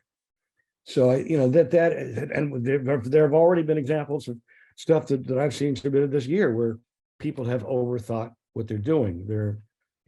I can't tell them they're making a mistake. I can hopefully ask a question that maybe makes them realize they're making a mistake, but I can't. I'm as the awards chair, people ask me, what should I do? I don't tell them. I just ask the question. Sometimes it leads to where they're going. So you got to be true to yourself, be true to the category, and be respectful of the category. And if you have 2 or 3 options, maybe it's based on what you think is going to have more entries or fewer entries. But I think you need to be, we had a news entry last year in the public affairs category. It's a pretty good story. It got nowhere because public affairs is more of a programming type category. So you just really never know how something's going to bounce off the judges. So you don't want to challenge them too much. You want them to look at it and respect it. So there's no specific answer, Devin. Do you know what I mean? It's just kind of an instinct thing, but in 3 words, don't overthink it. Oftentimes, your first read is your best. Wayne, question about the daily news report category, sort of piggybacking off of that. I have a number of daily news reports that all have a tiny bit of file video in them. If you've got some file video in a daily news report, so the interviews you did were within 1 day, you shot and edited the piece within 1 day, but there's a little bit of file video, is that okay? Absolutely, that's fine. I don't have a problem with file video if it has to do with the context of the material. If it makes it better, yeah, use it. I mean, if it's all file, that's a different deal. Then you'd have to come up with, that new context and new treatment. But no, I mean, it's news. Sometimes news needs file, it needs reference. So absolutely, it's fine. I'm sorry if somebody already asked this or if it's pretty similar to the question prior before. But if I have a report that fits 2 different categories, can I submit the same report in each category to better the odds? I have to pick a category. Pick Just one. Yeah, Okay. again, and this is a rule. I mean, I can't say this enough anyway. Excuse me. You may enter material 1 time in a content category, period. We have a case right now of somebody who did a story that he really liked, a segment that appeared in a special. And he was entered, he entered the story on his own. But the story also appears in the special. I said, so you got to make a choice here. You got to convince them to not enter the special, or you got to go with the special. So he's going to go with the special. You can't see it more than once in a content category. Now, again, to stress, you can enter it again in a craft category, but under a different job title.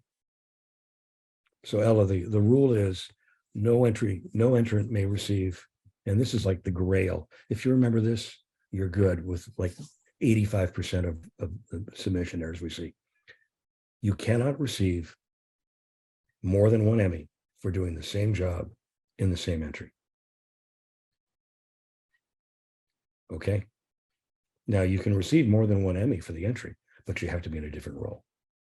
We talked about that, for example, with craft categories and MMJs and all the other options that people can go to. I mean, if you wrote a piece and you really liked it, you can enter it as a writer. If you were the talent in that story, you can enter it in your talent composite as a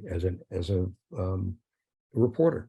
And if you did a heck of a job in the field of reporting it, you can enter it in the content category, not as a reporter and not as a writer, but you can enter it because you're a news person as a segment producer. That's where news reporters have a special advantage. And when selecting which category is most appropriate, you were saying just really go with your gut. But if I guess art a newer one, or how would you is featuring an artist going under the art category, or it has to be about the art form? No, I mean, you can, that's the kind of latitude we're talking about. I mean, if you read the definitions of the categories, you can answer it yourself. A story about an artist could probably go in feature, probably could go in human interest, could go in art and entertainment, depending on what the backstory is. It could probably go maybe in historic cultural too. Yeah, it could go anywhere. It really depends. And you've just got to look at the definitions of the categories. It's probably not going to go in entertainment so much, because an entertainment program is really a program that is designed to entertain. But it could go in any one of those others. Yeah, it could go in investigative. It could go in feature. It could go in human interest. It could go in cultural, technically. Can I get advice on a specific question about my entry, the content? I'm not going to tell you where to enter it, but we'll listen to the question and we'll ask you questions that'll help you decide. How's that? Okay. If the artist is no longer living and it's also fitting in historical, but it's about an artist, but I have a second entry that I want to put in historical cultural, do I not want my two entries to compete in one category and have one and one and one in the other then? Well, that raises another question. Are these two pieces connected? No. But they're not connected and they're not part of the series. They can go in different categories. You would not want to compete against yourself if you can avoid it. Okay, thank you. But let me bring up another subject while we're at it, while we're killing time, because the question of splitting stuff out is something we deal with all the time. If you have a series, a connected series about whatever it is, you can't take one segment out of that connected series and put it into another category. It all has to stay together. And the same thing applies to a program. If you have one specific program and you want to take one segment out of that program and enter it somewhere else, you can't do that either. So the stuff needs to stay intact. Make sense? Let me go into this other thing called branded content or program. So, and I don't know that this applies to anybody, but this is one of those really hard to explain rules that I've been trying to get my head around for a while. Let's say you have a program and you've been doing it all year long, and you enter, instead of entering the program in a category about whatever it is, you enter several segments for the program as a composite. Understand that concept? Having done so, you may not enter anything else in that program in any other category. You've done it. You've already represented it, and that's kind of restrictive, but that's the way it is. On the other hand, if you have a program that deals with all kinds of different subjects week after week after week, you could submit multiple programs in different categories. If one is more about science, you could enter it in the science category. If another one is about culture, you can enter that in a different category. So that's really your better way to go. And conceivably, then you could take other segments from that program or one of those programs. You could take segments from one of those programs and enter those in separate categories as well, as long as the material doesn't appear twice in a content category. Are you following me on this one? Yeah, I think we're talking about series, not branded at this point. We're talking about series.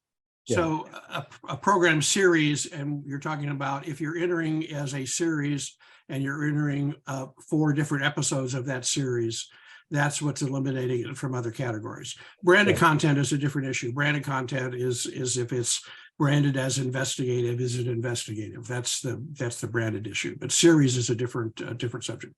But the reward series gets a little complicated. It's like, well, I hear series and I think a news series, but the programming people hear the word series and they think a series of programs. So check with us about that because that gets complicated. I mean, I'm still trying to get my head around it. Hey, Wayne, it's Roberta here again. I'm not real familiar with the web category. My apologies there. So if I do perform a monthly webcast, I can select one of those webcasts and place it under 30 minutes. That's correct, right? Yes, you can. Okay, even if it is like for Visit Mendocino County. Well, yeah. Okay, Under all our right. category for it.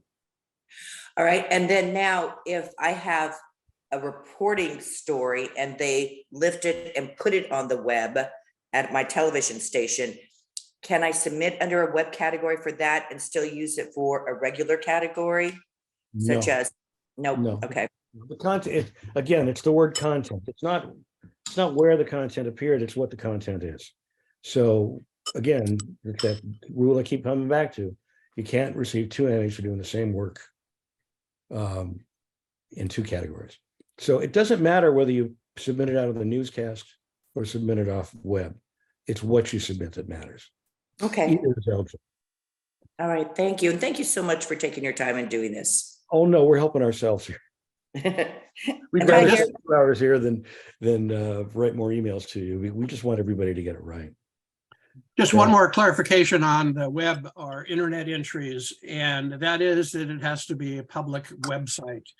It cannot be a personal website that you put your video on. It has to be a legitimate, searchable on Google public website that will pop up and they can see your story. So if it's an individual, or you just put it up on YouTube under your channel, then it's not eligible. It has to be that was the Mendocino one that you're talking about. If it's on the Mendocino website, then yes, it's certainly legitimate and you can enter that. So careful on that when you enter the website. And that would be, you list the web URL on the entry form where it says where it was first aired. I'm gonna add the one element of general interest too. It has to be of principal interest to this region. Okay, we had issues a couple of years ago where it was a national network had a bureau. It was not an ABC, CBS, or NBC, but a network, an online network, had a bureau here, and they were producing stories about San Francisco. And then those stories were airing on their online site, but it's a national site. They wanted to submit those stories here, saying, well, this was the area of dominant interest. And it probably was. The problem was it's a national website. It would be the equivalent of an ABC correspondent coming into town, doing a story about San Francisco, putting it on the network news, and then trying to submit it in our local Emmys. That's not going to cut it. Gotcha. This really started with some issues with the Washington Post a few years ago, which is really a national newspaper.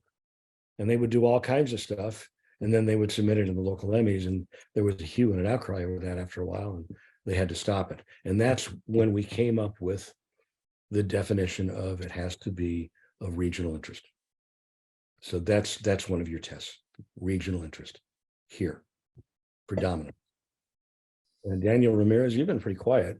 You got anything?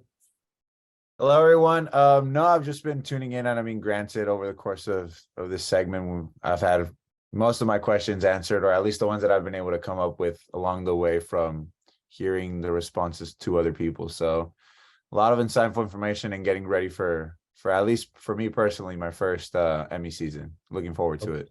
So I'll say to you, and I'll say to everybody, I am here. We are all here. All you got to do is look at the sheet and the EmmySF.tv, and you'll see all of the members of the awards committee listed. And we are all here to take your questions and your answers and make it as easy as possible. There's no question you can ask that is inappropriate. We would much rather answer these questions for you in advance. You know, if you're going to call me, just remember I live 3 hours ahead of you. I now live in North Carolina, but I'm fully involved in this. So, and I had a couple calls last year at 2:30 in the morning, and it was like, no. Cassandra, are you new here? Hi, good morning, or good afternoon to you. But yeah, I'm new to the Fresno area. I was in Reading before and then Eugene, so I am semi-new. Yes. What can we tell you? What do you want to know? I was just hopping back on to say thank you so much for holding this. I had asked Richard at KFSN about the process this year, and he said, hey, there's a perfect opportunity to hop on. So just wanted to say thank you guys so much. Well, we thank you for joining, and I thank Richard for referring you. We love Richard. He's been around a long time. He's a great guy, longtime governor. Always works as the stage manager of the Emmy Awards, and he has seen it all. So you don't have any specific questions about categories or entries or what you're going to do? Do you understand double dipping? And do you understand about making sure that you can't put the same thing in the same role in the same place? Do you understand that? Yes, that makes sense. Okay, so in other words, if you submit in as a reporter in a content category, and then submit in the craft category, you can't go there as a reporter. You can't do it twice. You've just got to make sure you use the rules to your advantage, in other words, and that's entirely doable. You just have to pay attention to what you're doing. What are you planning on submitting, or do you want to give away your secrets?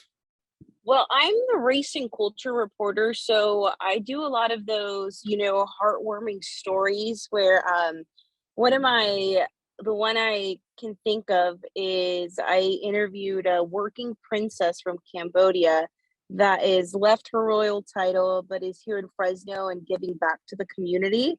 So that gained a lot of traction online, and just kind of thinking of what the community was interested in and what gained traction online. And I just recently did like the youngest mayor of a small town here in the Central Valley that also had a lot of community reaction to it. So I'm just looking back at some of those stories. What kind of categories are you thinking of?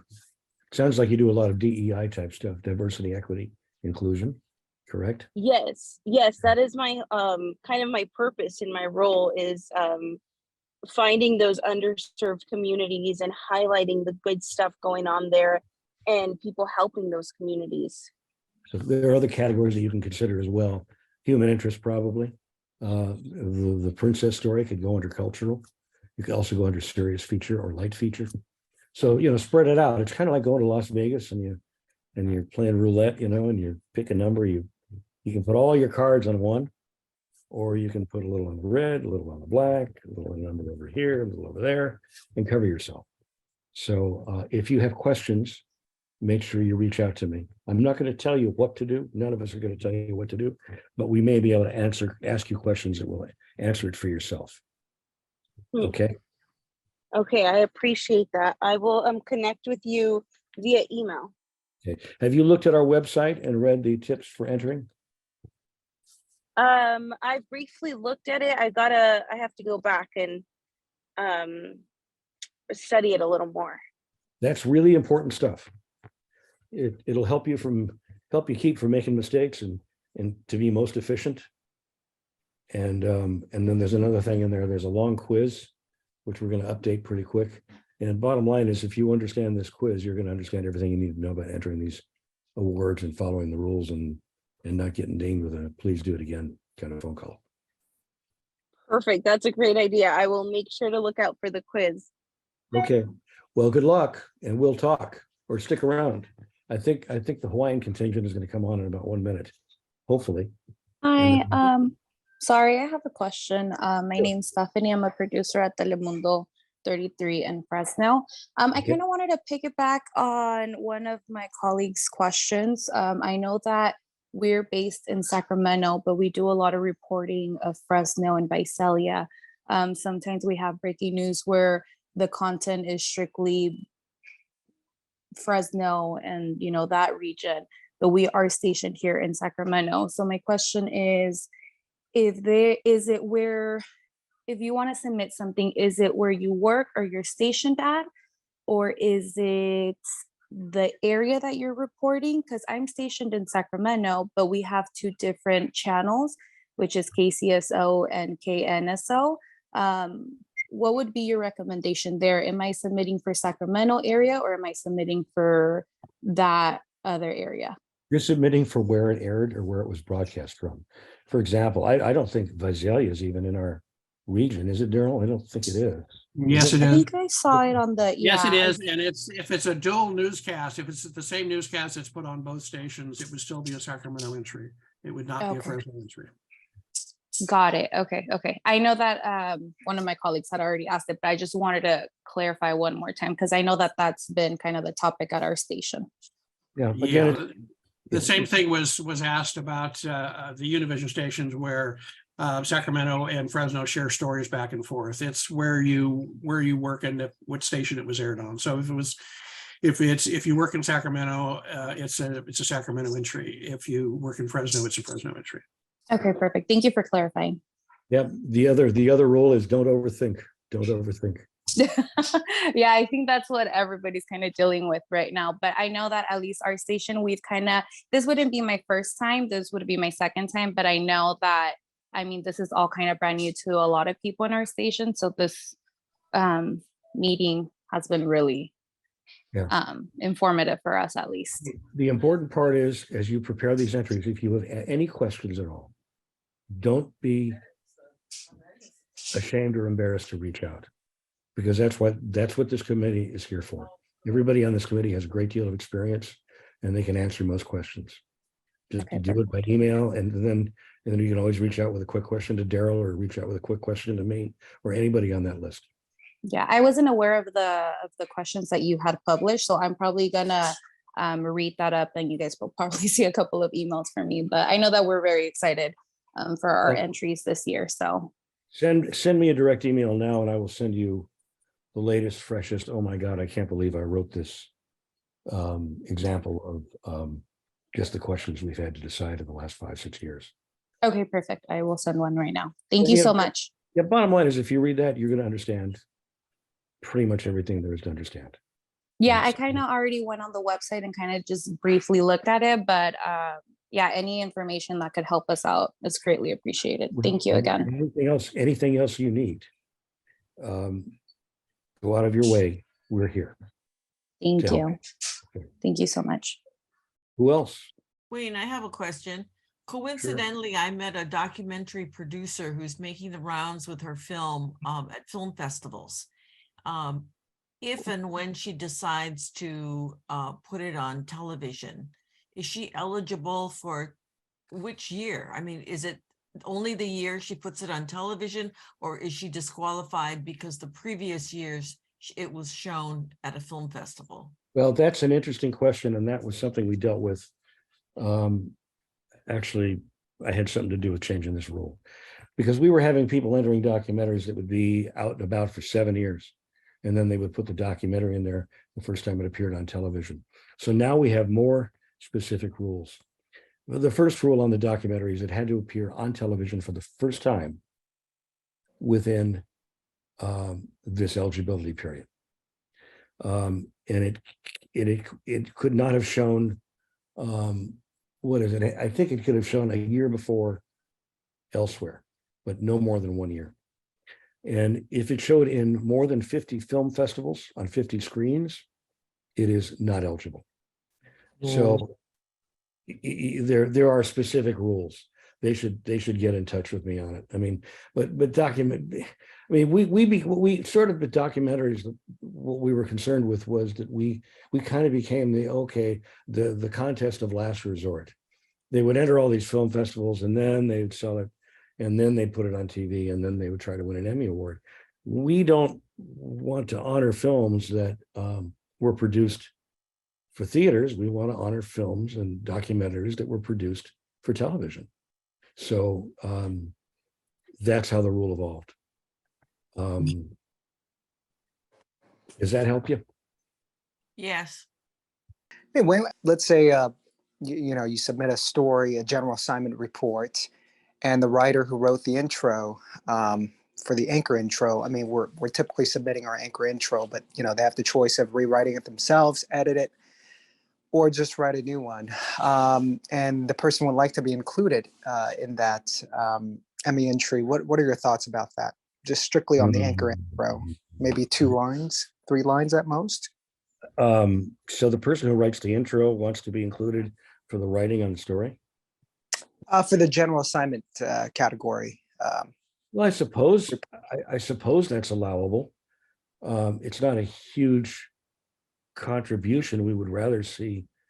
Right. And this is general assignment entry. Yeah, or just most, I guess I just threw the general assignment, but it could be for feature, it could be for, any arts, entertainment, any kind of news entry. But the person was not involved in the package or the main, the story itself. It's just the anchor introduction part. Well, the first part of it is you don't necessarily have to have the anchor introduction. Right. You can cut that out story. and just include, right. Right. I mean, if you think the person did a heck of a job, I mean, if it's a very elaborate lead in with maps and this and timelines and goes on for 20 or 30 seconds, well, maybe they did contribute.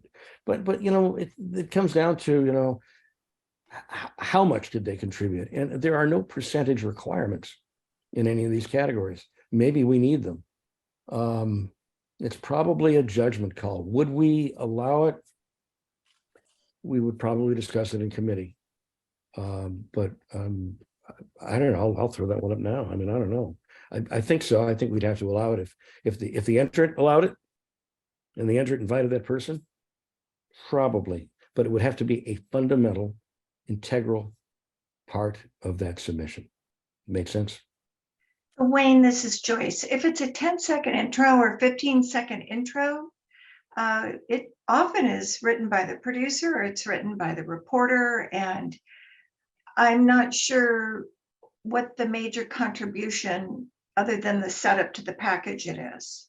Just my feelings as the producer who would put together a newscast. No, I kind of agree. I mean, I'd rather see that person, that producer or writer. Well, there is a category for line producers, for newscast producers, where that kind of stuff would go. But I don't think we can make a general judgment here on piggybacking like that until we saw the entry itself. I mean, it's possible, but it's a judgment call at the time. You can't make a hard and fast rule on something like that. Darryl, Yeah, historically, yeah, we have never had a writer doing an intro add his name to a story. As Wayne said, it's not unallowed, but if you wanted to add a writer name in addition to the reporter, I suppose you could do it. But I don't know that it's never been done in the past. I mean, there's kind of a code of behavior with what we do, and that fits right into the code of behavior, or what we call spirit of competition. But again, there's no rule against it, but that doesn't mean they can do it. There are a whole lot of things where there are no rules against things, but that doesn't mean they should be done. And that's why it's one of the reasons the call for entries is more than 4,000 words now. Because of I think the broader question is, are anchor intros necessary on entries? And in most cases, they're not, unless the anchor intro is needed to tell what the story is about. Basically, the description that you put on the entry form should tell what the story is about and tell the judges why they should be looking at this story and giving it an Emmy. So anchor intros are not required, and in most cases, probably shouldn't be on there. But they can be on, and they're not. That's the difference between running an air check from a newscast and setting the story up from a keeper reel that is just the story itself. So I would say, unless the anchor intro really adds to the piece and is necessary to tell the story, that you not put it on there. Yeah, speaking of anchor intros, and this is somewhat related, but not exactly related. I've seen a lot of talent entries where the first person you see on the talent entry is the anchor. And then you get to the reporter. If this is your talent reel, it needs to be about you, not about the anchor. I mean, I've seen, and especially if you're looking at that, trying to hit that 5-minute limit. I mean, I've seen submissions with a lead story from a reporter on a talent reel where they submit the opening of the newscast and the anchor intro, and then we see their work. I mean, first of all, you're wasting the judge's time. Second of all, you're making this entry go more than 5 minutes. And you're not getting to the point. Judges want you to get to the point. So again, I keep coming back to this concept of less being more, less is more, less is more. If the package can do it on its own, without anybody else, without any other setup, go do it.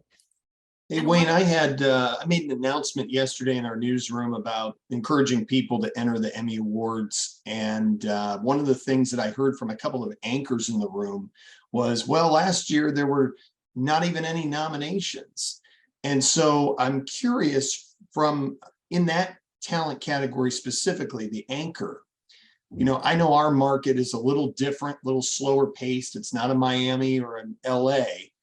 But what would you suggest if the anchor is simply, they don't have any field anchoring, they don't have, it's more at the desk, or it's not a show and tell sort of thing? What would you recommend they put into their entry to maybe make it more compelling, or more make judges like it? You know what the answer is on this one, because I think we've had this conversation.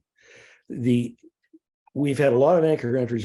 First of all, anchor entries lately have been people who want to be anchors or want to be mainline anchors. A lot of the mainline anchors have not entered this contest for years. So we have weekend anchors, or people who anchor once or twice on a holiday enter in the category. We don't have the real deal. The best anchor entries I have ever seen have been non-scripted, where an anchor truly does that job. An anchor is holding it together. They're working without a script. They're pitching live to this person or this person over here. They're filling time, and they're vamping, where they're actually thinking on their feet. That's the kind of entry that allows an anchor to shine. And an anchor sitting there being chummy on desk and reading an intro and then doing a pitch and then coming out, not so much. Not so much. And the same thing could apply to a reporter in the field. I mean, a story where he, ad libs for, something going on behind him for a minute and a half, and tells a story live on the scene where it's breaking and he's not prepared. I mean, that can do real well too. Again, I mean, it comes to this concept of counter programming within a category. What could you do that's different, that advances the medium, that is unlike anybody else has seen, that's still really, really, really good? And that all depends. So to answer your question, thinking on your feet, and going above and beyond, and being live and holding it together. I had a comment on Da's previous question. One of the things we've seen here, especially around some of the people who enter and are winners or labeled winners, we have a lot of people who want to piggyback. They've had something to do with the entry, like they've done an anchor intro, or they've done the prompter, or they did the lighting, and they feel that they are a part of that entry. And we've had to be very clear that they had really nothing to contribute to the actual content of what's being judged. So so there will be a lot of people trying to latch on that that their names really shouldn't be there. That's true. And that comes back again to the spirit of the contest and self-enforcement. And that's something we deal with every year. I mean, again, it comes down to hands-on. What is hands-on? What did you do to actually make this piece work? What did you do in the creative process to make the story or the show or whatever it is as good as it is? And that changes, from entry to entry. And again, I'll go back to what we talked about earlier, which was, the executive producers and the news directors who want to put their names on submissions. And they say, oh yeah, I was hands-on, I consulted it, or an executive producer wants to enter because, it was my idea. That really isn't enough. You've got to be involved with dirty hands working on the project. Now, the issue is that we deal with the honor system here. And if somebody says they did do it hands-on, they did get their hands dirty, I mean, who are we to say that they weren't? But to a degree, this is something that people in a category need to enforce themselves. It's one of the reasons why we have a limit of 12 names on a category. And anything after 12, we ask people to justify. Being a production assistant, doesn't count. Funding the project doesn't count. Being the CEO of the company doesn't count. We're going to have some decisions to make this year in the awards committee in terms of some of that stuff that when we come down to it, we'll discuss it. But there are some entries where you kind of go, I'm not so sure. And we'll look at those and we'll vote. But police yourselves, I think. It gets very political. How do you tell your executive producer that no, you weren't hands-on? You've spent 8 or 9 or 10 hours in the booth and a sleepless night, and then you show it to the guy the next morning and he says, I think we need to change this word over here. Now, is that really hands-on? They're going to say it is, but you've got to protect yourselves there, and protecting yourself can get very political. It's a tough one. Does that answer it, Pamela? For sure. I think the challenge too is telling folks you work closely with, hey, you can't be entering into this. It's a little difficult sometimes. It can affect that, that relationship. It's tough. I mean, yeah, look, this is a very political business. It is tough, but I do think, you can blame it on the academy, and just say, hey, look, they're really, really strict. We're really limited in producer roles this year. You have to put a hands-on role. And if you say that to a manager, I hope that they would say, okay, well, I really didn't have a hands-on role, but you can say they're just, NATAS is being really strict this year. Yeah, you can blame the awards committee. The awards committee is going to blame Wayne. Blame Wayne. Blame Wayne. It's not a popular job, unfortunately.